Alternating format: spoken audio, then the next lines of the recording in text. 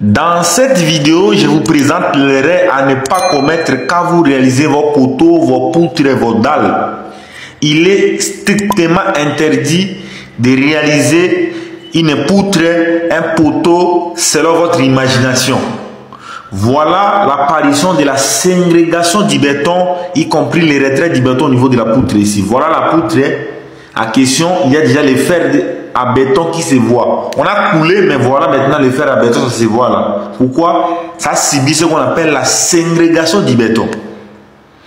Je vais vous expliquer dans cette vidéo comment vous pouvez éviter des erreurs à question. Car j'ai demandé aux clients qu'on puisse démolir la dalle entière parce que même au niveau des ourdis, il y a des problèmes. Voilà, les ourdis là, c'est déjà cassé. Regardez partout, il y a d'autres parties de ces poutres où il y a la ségrégation du béton. Il y a d'autres parties où il y a les retraits du béton. Pourquoi? Ils n'ont pas respecté les normes réglementées pour pouvoir réaliser des poutres, des poteaux sur ces planchers.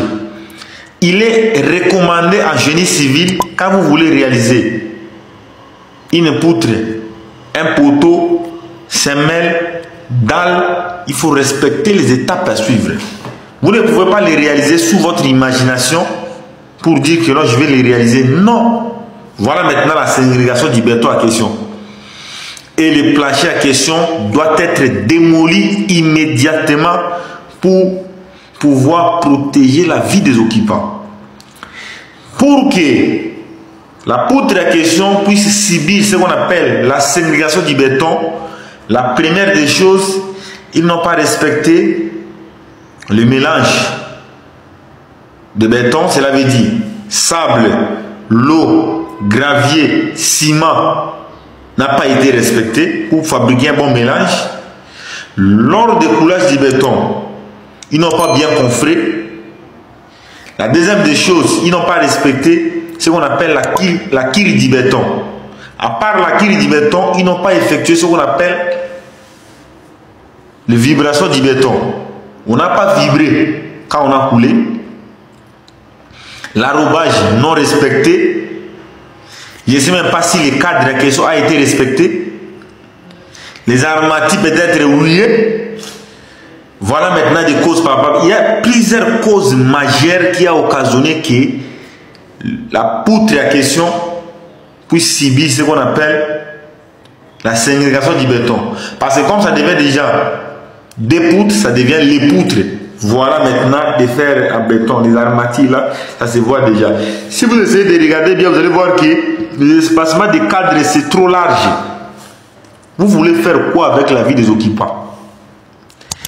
Quand vous êtes en train d'effectuer l'opération de coulage du béton, il faut s'assurer que le coffrage a été bien respecté.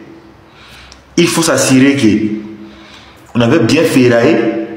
Il faut s'assurer que les mélanges de béton qu'on est en train d'utiliser, c'est des mélanges conformes. Parce que si le mélange de béton est exagéré, ça peut aussi endommager. Si vous avez aussi exagéré le dosage, ça peut occasionner sur la ségrégation du béton, soit les retraits du béton. Et si vous avez coulé, pendant qu'il fait très chaud, ça peut aussi occasionner la ségrégation du béton. Si vous exagérez aussi l'eau dans les bétons, ça va aussi occasionner ce qu'on appelle les retraits ou la ségrégation du béton. C'est la raison pour laquelle, quand vous voulez effectuer ce qu'on appelle les coulages du béton pour vos poteaux, pour vos poutres, pour vos semelles, pour vos dalles, il y a quand même des procédures que vous devez suivre. Voilà maintenant, on a déjà réalisé les planchers, il y a les ourdis cassés, il y a la ségrégation du béton au niveau des poutres. Vous voulez maintenant mettre les clients où? Et quand je vous dis que je suis le meilleur ingénieur en Afrique, vous refusez. Voilà maintenant les ourdis là, c'est cassé là. Voilà ça. Il y a même des poutrelles où il y a des problèmes. Tout au long de cette vidéo, vous allez voir où il y a même des poutrelles et les nervis cassés. Regardez les nervis là. C'est déjà cassé. D'abord, il y a d'abord la ségrégation au niveau des poutres qui supportent la charge des planchers. Et la charge de plancher là se transmet au niveau de poutre. Poutre prend les charges et transmet au niveau des poteaux. Le poteau à son tour prend les charges et transmet au niveau des fondations. Les fondations aussi les transmet au niveau des semelles. Et les semelles est solidifié grâce aux longrines. Vous savez que quand on fait le semelle là-bas, soit semelle filante ou semelle isolée, nous effectuons ce qu'on appelle longrine. C'est les longrines en question qui permettent qu'on puisse relier tout les semelles là pour que ça soit solidifié. Regardez maintenant, regardez, des problèmes partout. C'est cette dalle. Dites-moi dans les commentaires, il faut démolir cette dalle ou les réparer. Maintenant, j'ai des deuxième question. Où l'ingénieur en question voulait mettre les propriétaires de ces bâtiments? Et l'ingénieur en question voulait mettre la vie des occupants où? Ce sont des erreurs à ne pas répéter dans le secteur de BTP. Si et seulement si vous réalisez un projet de construction sous votre imagination, je vous dis sincèrement, il faut l'éviter. Voilà les nervis déjà cassés. Donc, la ségrégation en question présente déjà un choc grave sur cette plancher. Sur ce plancher plutôt. À Ouldi. Et c'est là où je suis en train d'imaginer. Il n'y a même pas d'autres nervis qui sont alignés. Voilà. L'insalubrité qu'on est en train de faire dans le secteur BTP. Mes très chers collègues ingénieurs, chers techniciens spécialisés, chers intervenants dans le secteur BTP, vous devez éviter les erreurs graves que vous êtes en train de commettre dans le secteur BTP, car ça peut coûter la vie des gens. C'est la raison pour laquelle je fais toujours appel pour vous dire qu'il faut toujours lire les cours.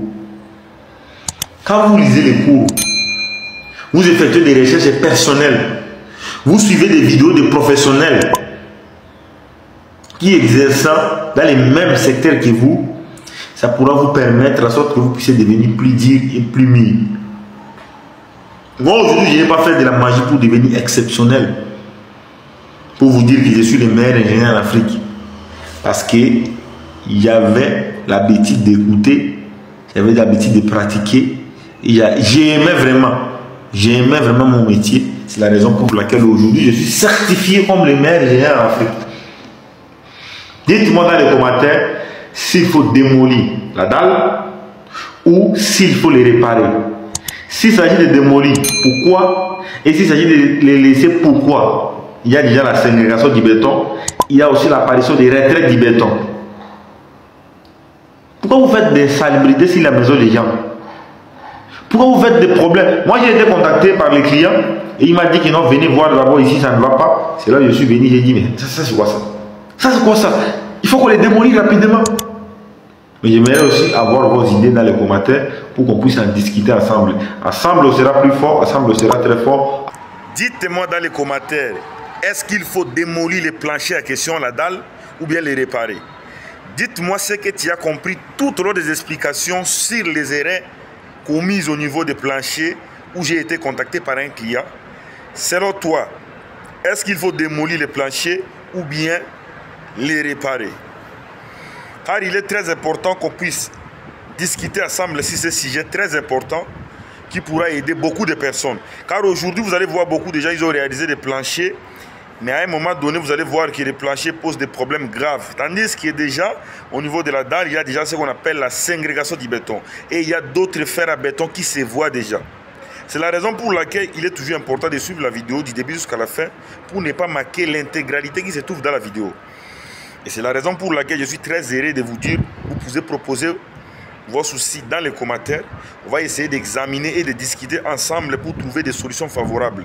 Car le bâtiment en question présente déjà des dangers énormes. Si on le laisse comme ça, le client sera victime.